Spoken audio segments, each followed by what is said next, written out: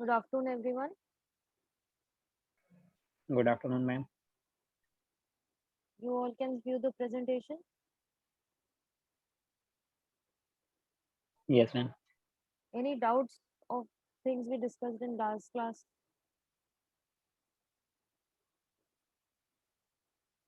Let more people join. Last class में हमने जो डिस्कस करा था वहाँ पे किसी को कोई doubt?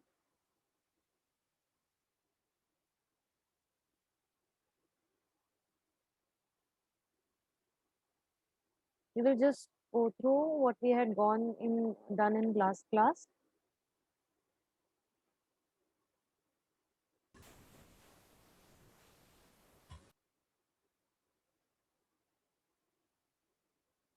You all understood the new keyword,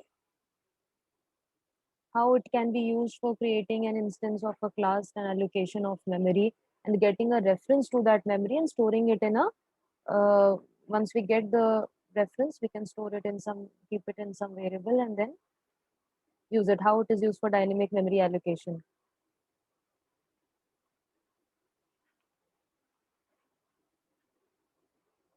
Any doubt there?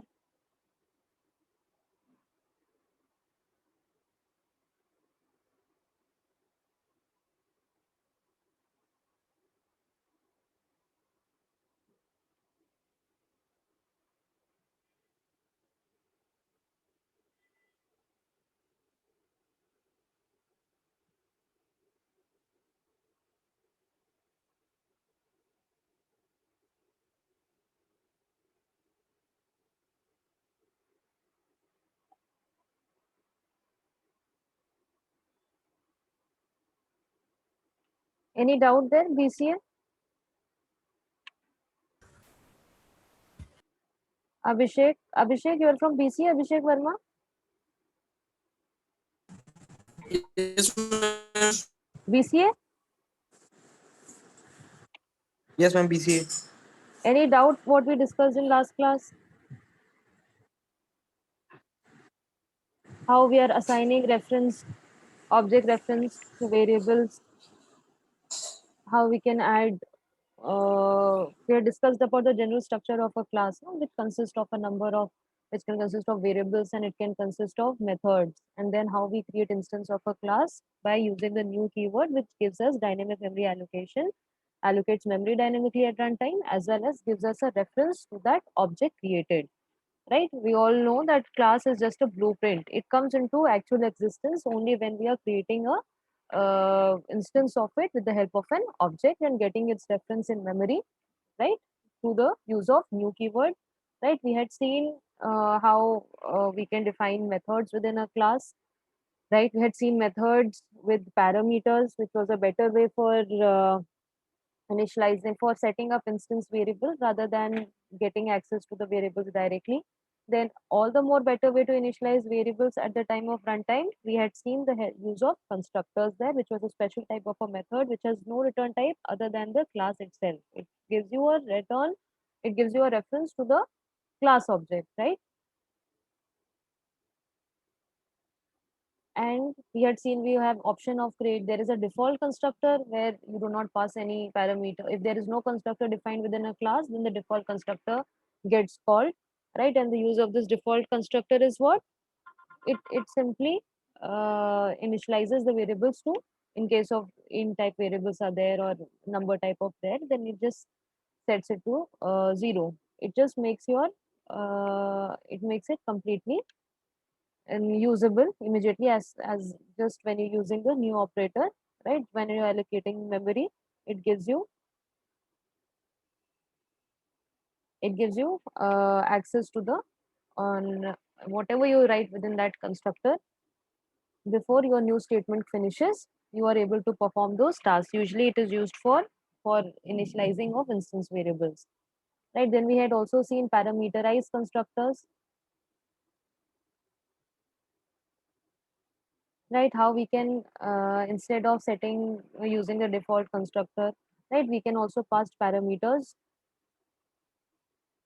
to the constructor, and those parameters will be allocated, those parameters will be passed to your method, and then you can assign it to the variables, right?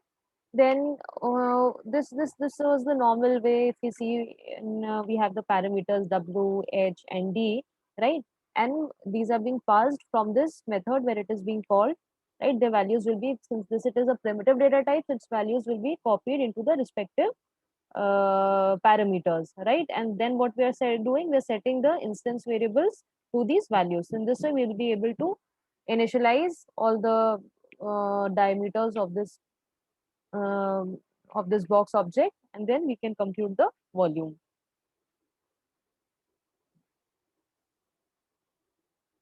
Then we also, you must have heard about the keyword called this keyword, right? This keyword refers to the current object that is being invoked, right? If you want to get a refer to the instance which is being created, you can make use of the this keyword, right? We will see how it can be used to avoid instance variable hiding, right? There is a concept, it is in Java, you cannot have two local variables. We had seen an example when we were talking about scope of a variable, where if you have nested blocks and within the inner block you initialize a variable which has already been declared in the outside block, right? That is not allowed. If you're having this local variables defined within the same enclosing space, or like nested scopes, in that case you're not allowed to have two variables with the same variable declarations with the same name.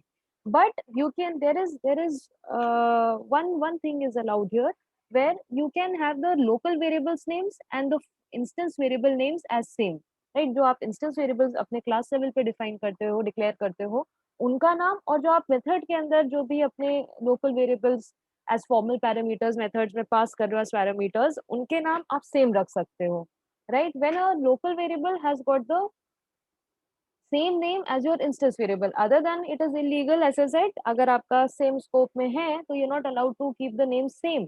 But if you are having local variables including the formal parameters which are being passed to the method whose name same as your instance variable, then there is a constant concept of instance variable hiding, right? ये क्या बोलता है कि जो आपका instance variable है वो आपके जो आपका सॉरी लोकल वेरिएबल है वो आपके इंस्टेंस वेरिएबल को हाइड करेगा, इन द सेंस कि अगर आप यहाँ पे सेम नेम यूज करते हो अपने फॉर्मल पैरामीटर्स का, name, height, width, depth, right? Same name है विथ, हाइट, डेप्थ, जो आपके इंस्टेंस वेरिएबल का नाम है, ये आपका क्या है, फॉर्मल पैरामीटर्स हैं। तो अगर आप सिंपली लिख दें width equal to with,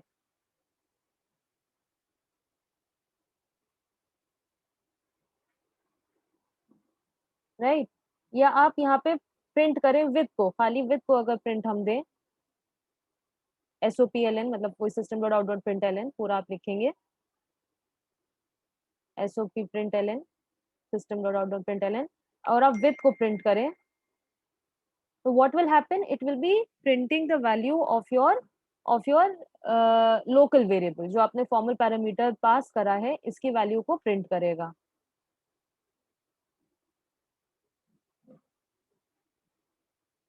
right? तो this is known as instance variable hiding, right? Instance variable hiding क्यों? क्योंकि ये जो with object, आपने ये जो with variable को अगर आप print करते हो या access करते हो, तो जो आपका फॉर्मल पैरामीटर की वैल्यू आपने सेट करोगी वो प्रिंट होकर आएगी instead of your instance variable which has been declared at class level.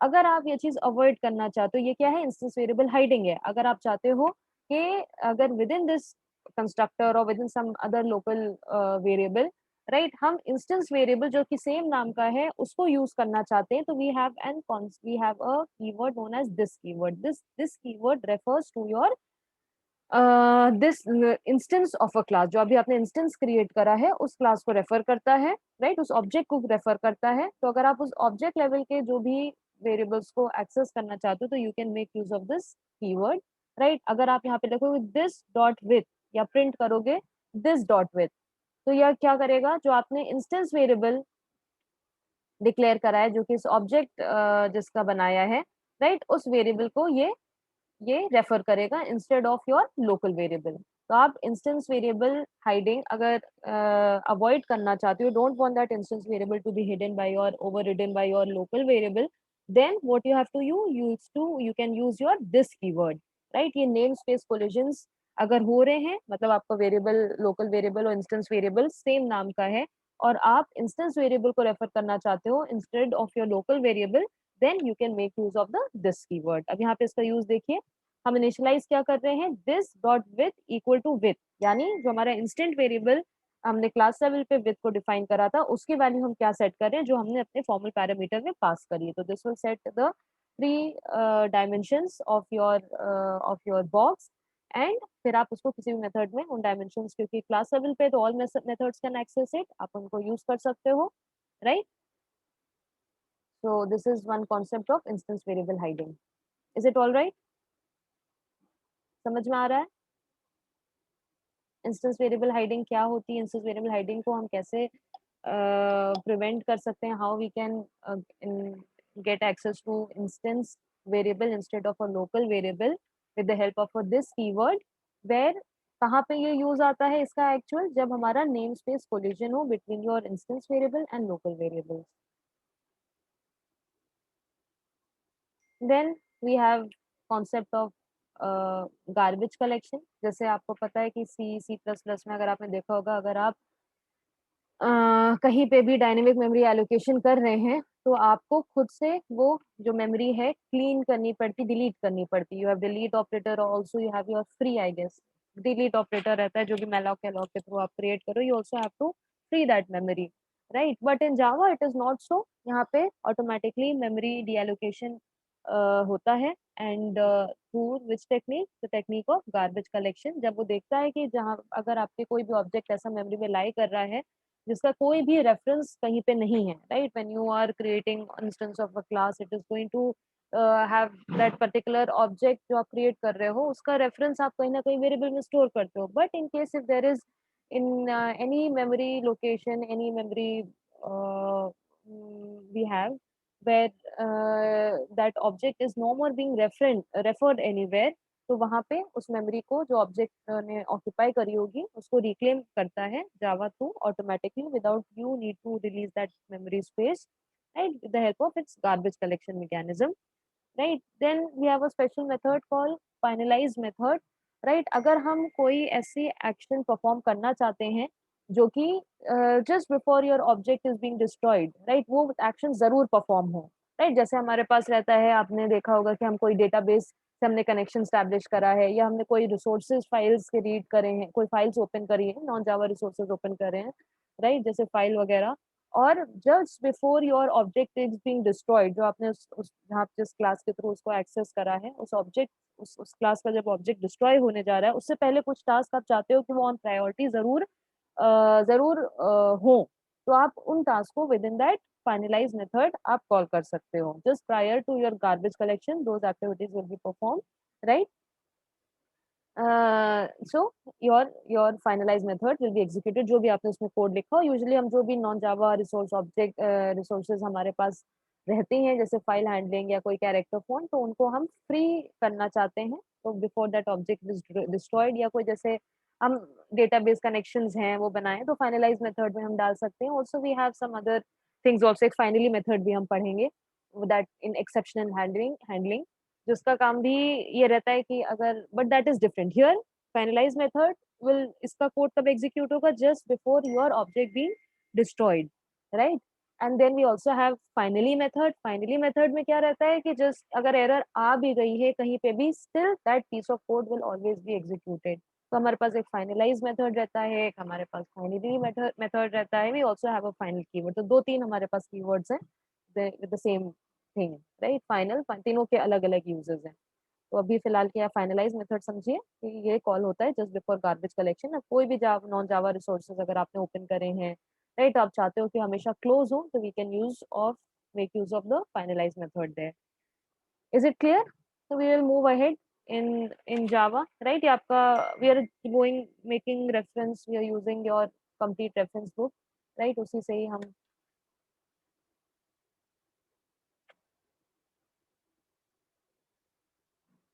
we are studying till now. If there are any other resources, I will let you know. Please go through these chapters and try to implement the code. ये code को आप implement जरूर करिए, right? Since you have all been hopefully able to set up your JDK, right? तो and right this code, अभी इतना कोई आपको आईडीए की जरूरत नहीं है, तो simply write it on notepad, you compile the code, get your class file and run the code. जो बेसिक बेसिक कॉन्सेप्ट्स हैं जो आपके सिंपल जेडीके पे आप रन करके कर सकते हो। ट्राई कर, जैसे ई बॉक्स ऑब्जेक्ट है और कोई ऑब्जेक्ट बनाइए, कंस्ट्रक्टर बनाइए, पैरामीटराइज कंस्ट्रक्टर बनाइए, उसके जो वेरिएबल्स आपने इंस्टेंस वेरिएबल्स क्रिएट कर रहे हैं क्लास लेवल पे, उनको इनिशियलाइज करिए, हाँ, by using the new keyword, और पैरामीटराइज कंस्ट्रक्टर के थ्रू नॉन पैरामीटराइज कंस्ट्रक्टर बना के, मतलब ऑब्जेक्ट बना के, राइट। Then create some methods to perform certain activities, कहीं पे वॉल्यूम निकालना या हमें कुछ और कंप्यूटेशन परफॉर्म करना, ये सारे मेथड्स छोटे छोटे बनाइए, उनके प्रिंट करिए, देखिए क्या आता है रिजल्ट। कहीं पे कोई प्रॉब्लम है तो बताइए। कीप कीप ऑल दीज जो भी हम करा रहे हैं उनके इम्प्लीमेंटेशन आपके फाइल में होने चाहिए। Is it clear to everyone? Yes ma'am. Okay, ma'am. अभी तक के कहीं पे कोई दिक्कत, कोई प्रॉब्लम, कोई डाउट? चलिए, anyways go through this, doubt हो तो आप अगले क्लास में पूछ लीजिएगा। Then we will further go into the concept of methods and classes. I guess this also आपने, क्योंकि एक object oriented programming language C++ पढ़ी है, तो आपको थोड़ा आइडिया होगा। Anyone would like to tell what do you understand by method overloading? Ma'am जब फंक्शंस नेम सेम होते हैं और उसके जो number of argument, types of argument हाँ, चेंज होते हैं। हाँ, वेरी गुड। तो ये ऊप्स के कौन से कॉन्सेप्ट को इम्प्लीमेंट कर रहा होता है? Ma'am polymorphism. हाँ, वेरी गुड। ये हमारा पॉलीमॉर्फिज्म के बेस पे रहता है। पॉलीमॉर्फिज्म का मतलब क्या हो गया? Many forms, right. आपके पास एक ही इंटरफेस है, आपके पास एक ही नाम है, but you have different purposes for it, right. तो पॉलीमॉर्फिज्म का जो आपका कॉन्सेप्ट रहता है, right, it makes your code very robust and scalable, right. आप मतलब यही ऊप्स के लिए आपका रहता ही है ऊप्स, इसीलिए आप यूज ही करते हो कि आपका रीयूजेबिलिटी ज्यादा से ज्यादा हो, स्केलेबल हो, right. And you should be able to जो भी हमारा फंक्शनल, जो भी एट्रीब्यूट है, राइट, वो जो उसका यूज है वही रिफ्लेक्ट हो, राइट। मान लिया जैसे हमें हमें कहीं पे एरिया निकालना है, राइट। हमें एरिया ऑफ अ सर्किल निकालना है, हमें एरिया ऑफ अ रेक्टेंगल निकालना है, हमें एरिया ऑफ अ स्क्वायर निकालना है, राइट। कंप्यूट तो हमें क्या करना है? हमें एरिया ही करना है, राइट। बट हमारा हमारा हमारा फंक्शनैलिटी एरिया निकालना ही है, but only our parameters will change, right. अब सर्कल की अगर बात करें तो एरिया निकालने के लिए आपको क्या चाहिए रहेगा? You only need the radius, right. when you talk about a rectangle, you need your length and your width, right? So we have two parameters there, right? तो हम पॉलीमॉर्फिज्म का मतलब क्या हुआ कि आपके पास सेम इंटरफेस है, लेकिन आप उसको कंट्रोल डिफरेंट इम्प्लीमेंटेशंस के थ्रू करना चाहते हो, right. You want to implement it in different ways. ये इम्प्लीमेंटेशंस को हम कैसे अलग अलग कर पाएंगे, हम कैसे समझ पाएंगे, right. That is possible only, आपके पास दो कॉन्सेप्ट है, don't get confuse between method overloading and method overriding. Method overriding will see later. Method overloading का ये है, जैसे श्वेता ने बताया, that it depends upon the parameters declaration, right. आप सेम नेम शेयर करते हो, क्यों? क्योंकि पॉलीमॉर्फिज्म का यही कॉन्सेप्ट है कि आपका इम्प्लीमेंटेशन डिफर कर सकता है, लेकिन फंक्शनैलिटी सेम है, तो why use different names for it, right. We can have two और more methods with the same name, right, as long as the parameters declarations are different, right. So this is one of the ways through Java is implementing the concept of polymorphism, right, where आप arguments को, जो उनके types हैं, जो number of arguments हैं, both the things or either of the things have to be different, right.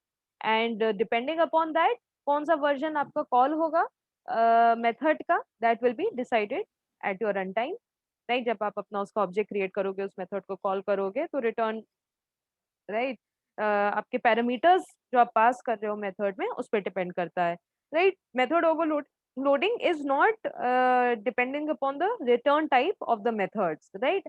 आपका जो return type method का होता है वो है आपका, जैसे आपने एक में इंट रिटर्न करा, हो सकता है दूसरे में डबल रिटर्न कराओ, that return type is not sufficient for you to understand which version of a method you're calling, right. It depends upon the arguments they should match, right, the type of arguments or the number of arguments or whatever, दोनों दोनों चीजें allowed हैं, बस parameters अलग होने चाहिए, चाहे number अलग हो, चाहे उनका रिटर्न टाइप अलग हो, राइट। बहुत सिंपल सा एग्जांपल हमने लिया है, हम मान लिए we are just having some method test, right, जिसमें एक में हमने इंटीजर टाइप वैल्यू पास करी है, दूसरे में हमने दो इंटीजर पैरामीटर्स पास करे और तीसरे में हमने डबल टाइप के वैल्यूज को पास करा है, right. And what we are doing, we are creating an object of this class, right. Overload demo करके हमने एक ऑब्जेक्ट क्रिएट करा है और उसमें हम कुछ रिजल्ट्स प्रिंट कराना चाहते हैं। पहली बार में हमने क्या करा, सिर्फ सिंपल आपने obj dot test method call करा। यहाँ पे क्या है, the obj.test method has no parameters, so it will be printing no parameters, right। आपने 10 प्रिंट करना है तो आप 10 पास करोगे, समझ जाएगा इंटीजर टाइप का एक ही पैरामीटर पास करा है, it will be printing the value of 10, right. Then we can print 2, अगर आपने दो इंटीजर्स पास करें तो it will know at run time कि which method to call, it will call your method which has got two integer parameters. Double type value pass करी तो आपका double type की वैल्यू को वो प्रिंट करेगा, right। So this is the concept of method overloading। और if you talk about other example we discuss के area, हमने कहीं पे एक रेडियस पास कर दिया तो वो एरिया ऑफ अ सर्कल हो सकता है, सेम नाम एरिया एरिया रखा है। कहीं पे अगर हमें रेक्टेंगल का निकालना है तो हम दो पैरामीटर्स पास कर सकते हैं, लेंथ इनटू ब्रेथ निकाल सकता है, राइट। अगर हमारा क्यूब है तो we will pass three parameters, तो सेम आपका वॉल्यूम निकल आएगा खैर उससे तो।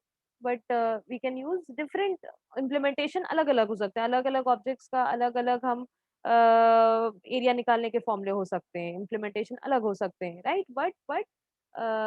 But there there functionality remains the same, they have the same interface with the name of area, right. हम उसको एरिया के नाम से ही, एपीआई के नाम से ही जानेंगे, बट हमारा पैरामीटर्स के बेस पे डिफर होता है कि हम कौन सा मेथड हमारा कॉल होगा। Then very important concept, right, जो हमने टाइप कन्वर्जंस देखे थे कि इट ऑटोमेटिकली गेट्स कन्वर्टेड, आपका ऑटोमेटिक आपका जावा टाइप कन्वर्जन परफॉर्म करता है, राइट। So here also in in your method overloading also आपका सेम कॉन्सेप्ट रहता है, राइट। मान के चलिए कि हमने हमने सेम चीज करी, सेम मेथड है। यहाँ पे we have passed two integer type values, here we passed a double type value, and we are calling these methods, right। तो हमने पहले क्या करा, obj और ऑब्जेक्ट क्रिएट करा, ऑब्जेक्ट का टेस्ट करा तो नो पैरामीटर्स आया, दो integer type values पास करी, then your 10 and 20 will be called, this method will be called। in this case this is the automatic type conversion आपका परफॉर्म कर रहा है। कैसे टाइप कन्वर्जन परफॉर्म कर रहा है, आपको पता है कि double type value can always store an integer type value, right. तो अगर हमने हमने कोई इंटीजर टाइप की वैल्यू पास करी है, right, then what it will do, it will automatically be converted to your. अब यहाँ पे कोई कोई ऐसा मेथड तो है नहीं जिसमें सिंगल इन टाइप की वैल्यू एज पैरामीटर पास हो रही है। अगर हमारे पास एक मेथड होता जिसमें सिंगल इन टाइप की वैल्यू एज पैरामीटर हमारे पास अवेलेबल होता तो वो मेथड कॉल होता, बट यहाँ पर हमारे पास ऐसा नहीं है। We have just one method with the name of test which is taking some number type of value, right, floating type of value with with a double, right। so हमारे पास यहाँ पे ऑटोमेटिकली जो आपकी इन टाइप की value है, it will B since it is not found, हमारे ऐसा कोई मेथड हमको नहीं मिला है जिसमें इन टाइप की वैल्यू पास हो रही हो, तो ओवरलोड टेस्ट मेथड जो डबल पैरामीटर के साथ है, that will be your that method will be called, जो आपकी इंटीजर टाइप वैल्यू है, your in type of value will be converted to a double, and this conversion can be used to resolve the call for the method, right। अगर कोई हमें match नहीं मिला जिसमें हमारे पास इन टाइप के सिंगल आर्गुमेंट आ रहा था, तो ऑटोमेटिकली आपकी जावा इंटीजर को डबल में कन्वर्ट कर देगी, और ये कन्वर्जन रिजॉल्व मतलब एक बार डबल में कन्वर्ट हो गया तब हम डिसाइड करेंगे कि हमें कौन सा ओवरलोडेड मेथड कॉल करना है, right. So it is supporting the paradigm of one interface multiple methods, right। Same नाम हमारे पास है लेकिन उनकी implementation हमारे पास अलग अलग है, right। So we it is similar to any other language such as C, C++, right। We want to use the same name for different implementation and depending upon the data types being passed, right। Is it all right? Any doubt here? Please just go through this example and try to implement it.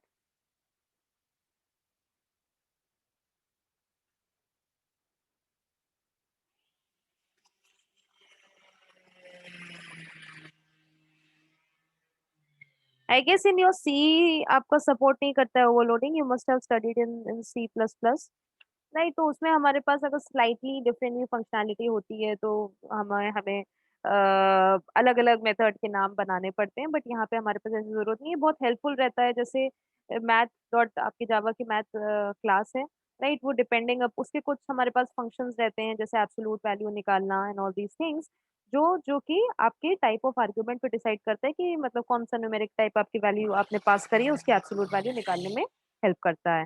तो वहां पे आपको नाम अलग अलग करने की जरूरत नहीं पड़ती है, राइट। सिमिलरली आपका स्क्वायर रूट मेथड है, वो इंटीजर टाइप रिटर्न कर सकता है, राइट, फ्लोटिंग पॉइंट भी निकाल सकता है, राइट। तो ये मेथड ओवरलोडिंग का थोड़ा सा आप पढ़िएगा, देखिएगा। Then we have a concept of constructor overloading, right. In addition to your, जैसे हम मेथड्स को ओवरलोडिंग कर सकते हैं, वैसे ही हमारे पास हम कंस्ट्रक्टर्स के भी, कंस्ट्रक्टर का क्या एक स्पेशल कॉन्सेप्ट रहता था, कंस्ट्रक्टर एक तो this method has no return type, its name is same as your class name, और यूजुअली हम इसको इसको हम मतलब कैपिटल से रिप्रेजेंट करते हैं because it is holding a reference to your class object, right. So same as your overloaded methods, we can perform constructor overloading also.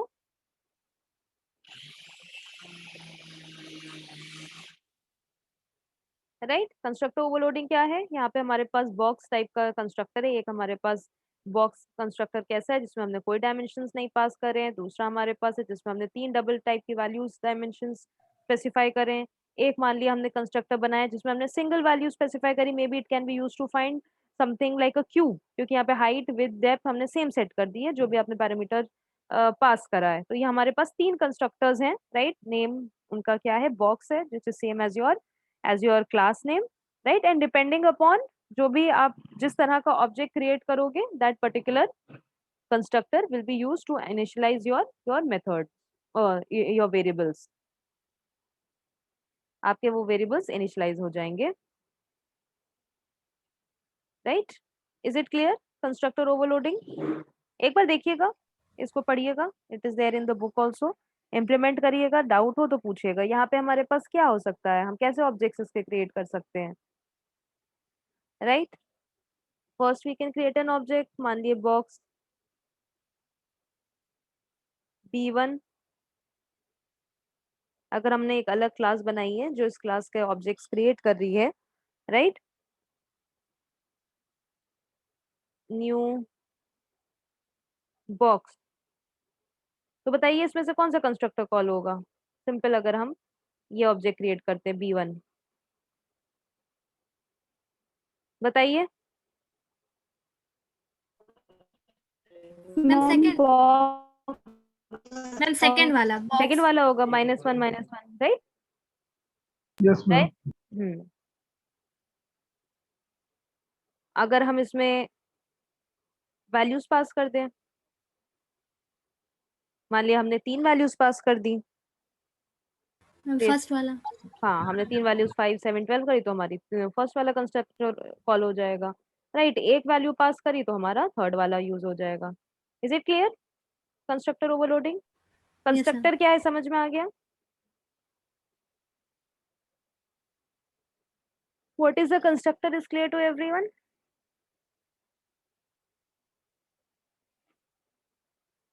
MCA समझ में आ रही हैं चीजें?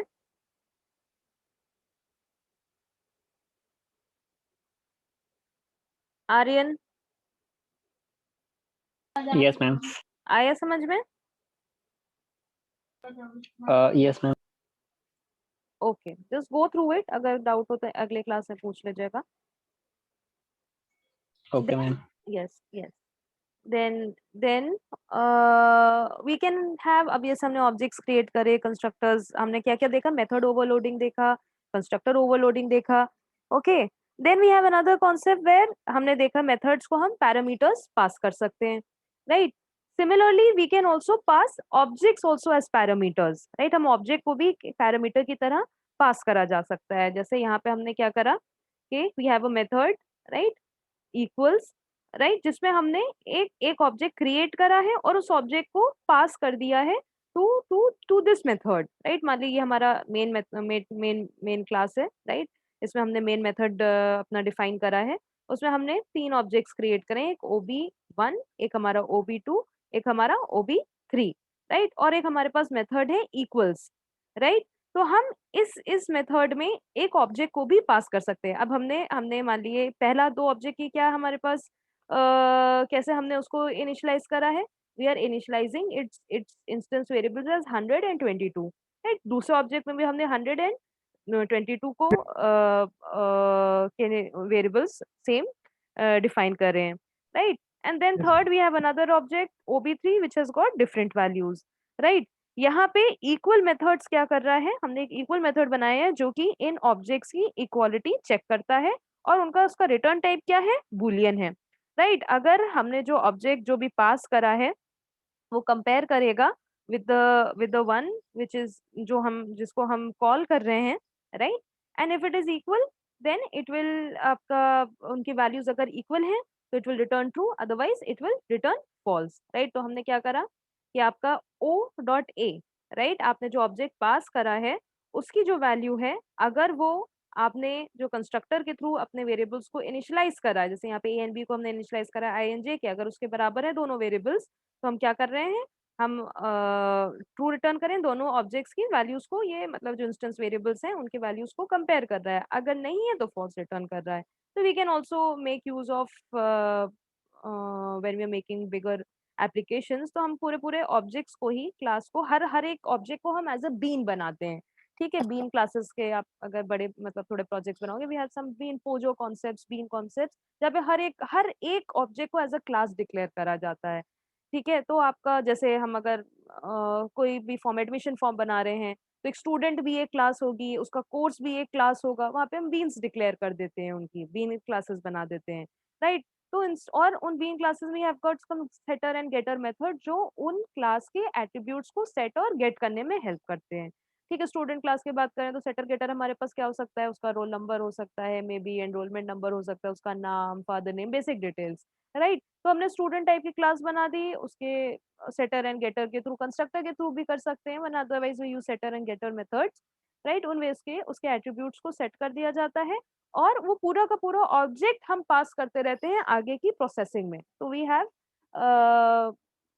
We can use it in this way, right? जहाँ हम objects को भी जावा में पास कर सकते हैं, उस ऑब्जेक्ट्स के इंडिविजुअल एट्रीब्यूट्स, चाहे मेथड हो चाहे यहाँ पे जैसे वेरिएबल्स को कंपेयर कर सकते हैं, उनको एक्सेस कर सकते हैं, राइट?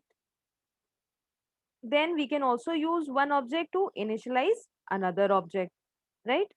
जैसे हमारे पास यहाँ पे हमने एक ऑब्जेक्ट क्रिएट करा माई बॉक्स वन, एक हमने object create, all of you just mark your attendance, right? Last 5-10 minutes are there, then just we continue. अपने चैट में अटेंडेंस डाल दीजिए please. Go through this topics as we are doing, right? और उसको implement side by side करते रहिए। Take different example, जैसे हमने यहाँ पे ये एग्जाम्पल लिया, और एग्जाम्पल्स आप करिए अलग अलग, राइट? कोई डाउट हो तो then please ask, just let me mark your attendance and please see to your attendance. Short attendance होगी तो बहुत प्रॉब्लम आएगी इस सेमेस्टर।